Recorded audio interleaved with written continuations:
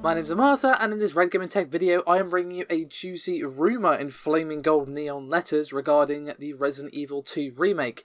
Now, why am I emphasising rumour so much? Well, as you might expect, it's because of the source of this particular rumour, and it's 4chan. Now, don't close the video down just yet. This isn't some randomers post who I've just decided to make a video out of. I'm actually getting this from relyonhorror.com. Now, basically what they've said on their website, and of course we'll include a link to their article, which is rather in-depth, in the description below this video.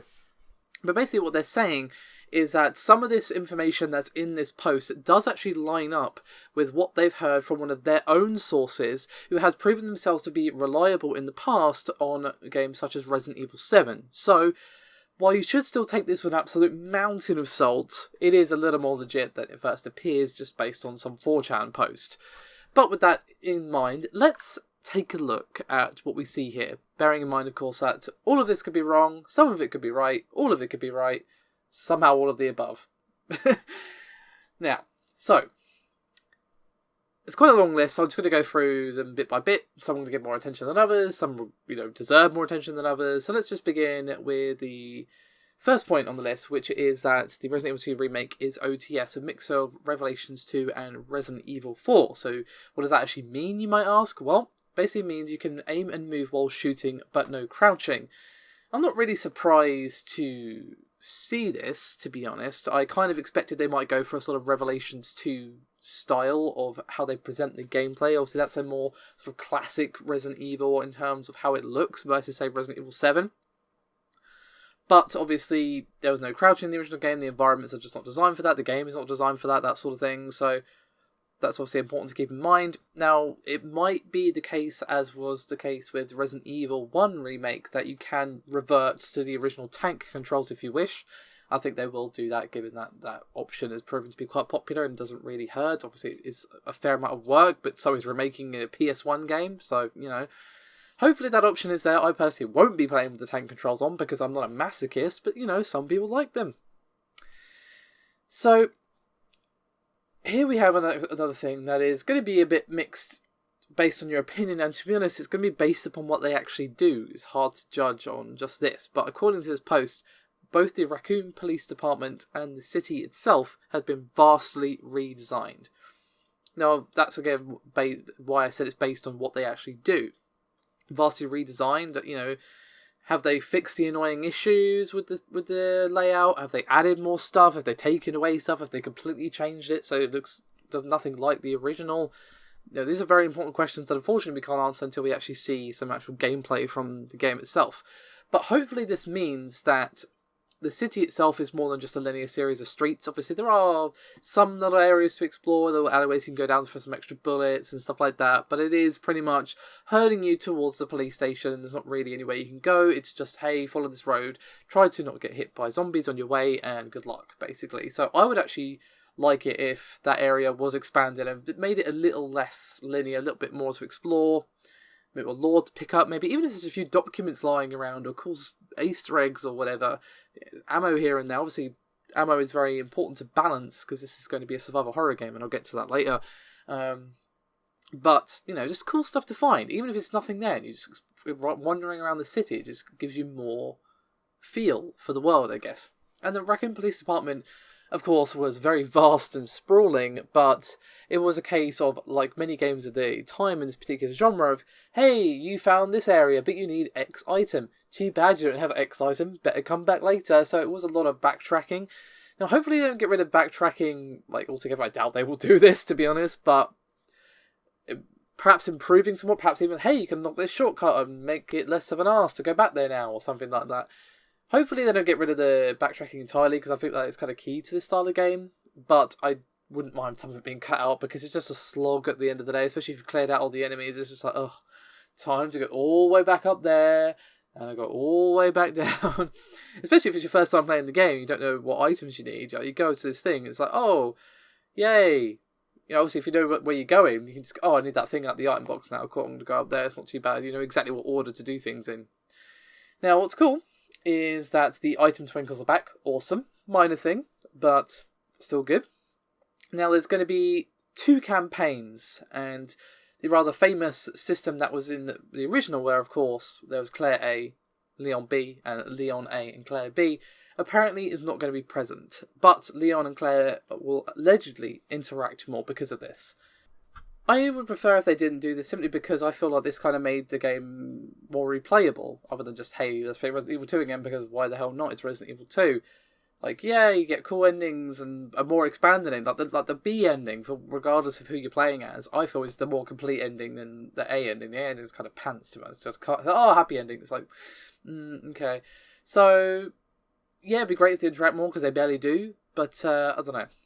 We'll see. Next thing, I'm not really going to focus too much on. The crocodile was cut from the game. I mean, that's a cool moment, don't get me wrong, when he bursts out and you run down the hallway and then he chomps on the gas can and you blow his face off. Awesome. But it's kind of a throwaway boss. It's just kind of there. I mean, I think you need something there, but not that, maybe. Now, the next thing is really interesting, is that allegedly Sherry is playable and can actually defend herself this time. I don't know about her being playable, because... But her being able to defend herself? Yes. Yes. Sign me up. Good lord, was she annoying. Like, the way like you run too far ahead of her, she'll just crouch down in the hallway, and I'm just like, Bill, the hallway is full of zombies, what are you doing? Anyway, that would be great. Her being playable, as long as it's an option, great, I can ignore it, or not, depends. We'll see. Maybe if she can actually defend herself, I won't find her such a waste of polygons. Anyway, Ada's section has been expanded. She can even get different weapons. Cool. No fourth survivor, or maybe even no tofu. I'm a little bit mad about that, but that's probably going to be DLC, as the post itself says. I wouldn't be surprised at all to see that. And as I said earlier, they are focusing this on horror, which is why I said I'd come back to survival horror earlier. And, of course, the answer is that you're damn right. Of course they are. It's Resident Evil 2. It's when the series was good. So if they made it an action game, I would be displeased, to say the least, and I think most people would be as well. So, focus is on horror. There are still lots of hidden items, despite the twinkles and all that sort of stuff. You know, Resident Evil 2 was a survival horror game. Maybe not in the realm of like Silent Hill 2, but it was a survival horror game. Despite the fact they had twinkles, I don't think twinkles makes it not a survival horror game. It just means, hey, don't miss this really important item. You kind of need this to complete the game. Hey, where are you going? So, yeah. Great to see that. I really, really hope that part's true, because that is the most critical out of all of these, I would say. Difficulty apparently is going to be like Resident Evil 7. Normal has autosave, hard does not. So if you're going to be a purist and do purely on the the typewriter, then, of course, that there is going to be an option. Cautions are back, but as you might expect, because it's Capcom, there's going to be a bunch of DLC, much like they did with Resident Evil 0. And you can also develop the Rebecca picture from the trash can, and also quote-unquote something else. Whatever that means, pass. Dunno. Now, the most juicy of the juice is the fact that allegedly they're planning a late 2018 target release date. Now, you might say, okay, if that's the case, then why have we not even seen a trailer at this point? Well, to be fair, it was only like shortly before it came out that we saw the reveal of Resident Evil 7. We saw it at E3, and then it came out the next year, basically, like only really a few months later. So the pattern would kind of follow if they revealed it, maybe not at E3, but like early this year, like March or April, something like that. I mean, E3 would be out of the question. I just think that would be a little bit short of time in comparison to Resident Evil 7. But it's not out of the question. I think that would be a good place to reveal it on, like, the Sony conference. I'd be down for that, to be honest. But hopefully we see some teasers at least before then, and then we get some real, like, chunky gameplay at E3 or whenever they reveal it. You know, if they just give us gameplay when they first reveal it, great. That sounds better than getting a teaser of, like, Leon looking, like, you know, afraid and just kind of weird. And then, oh, Resident Evil 2 Remake, and then that's it.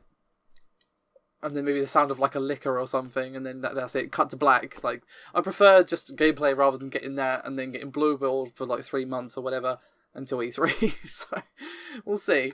But to be honest, like, apart from a few nitpicky things, like the fact that, you know, the only 2 campaigns, that's a bit of a bummer. And, of course, no Fourth Survivor or Tofu, that's also a bit of a bummer.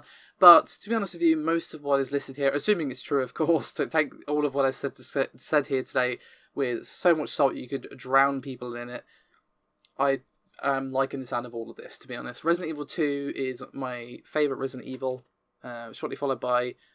Actually, no, is it my favourite still? No, I'll say Resident Evil 7 is my favourite, then Resident Evil 2, then Resident Evil 4. So Resident Evil 2 is my personal favourite out of the original trilogy. Not that I don't like the others, they're good, but I just like Resident Evil 2. It's good, probably because it's the first Resident Evil that I played. I'm probably partially biased there. But I played it recently, Paul and we played it together, and it still holds up in a lot of ways. Obviously, some serious nostalgia goggles going on here, but yeah, I like the sound of most of this. But of course, feel free to let me know your thoughts and opinions in the comments below. As always, your support is highly appreciated, and I'll see you next time.